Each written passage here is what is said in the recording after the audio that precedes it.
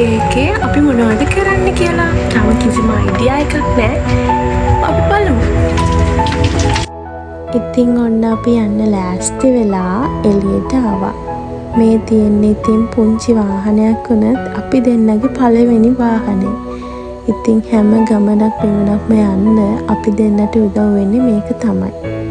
ඉතින් අම්මයි තාත්තයි ලෑස්ති වෙලා එනකන් අපි දෙන්න චුට්ටක් ඉතින් එළියට වෙලා ඉන්නවා.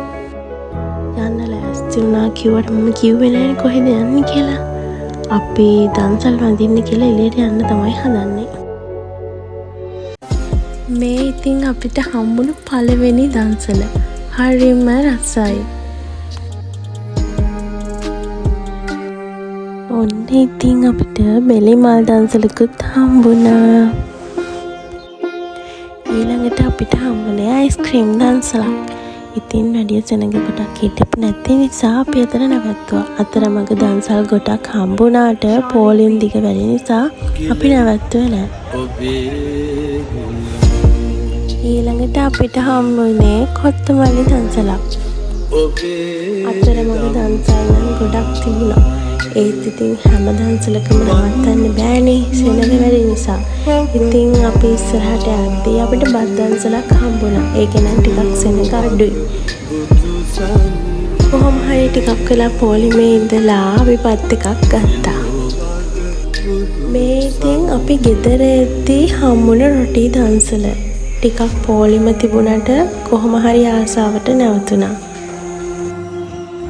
අපි ඉතින් දැන් මෙහෙමම ගෙදර තමයි යන්නේ හවස් වෙලා නිසා වෙසක් කූඩු එල්ලන්නත් ඕනේ.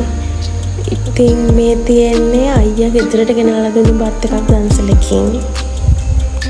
ගෙදර මම දැන් ආසම තැන මෙතන පහන තියලා ප්‍රාර්ථනා කරා.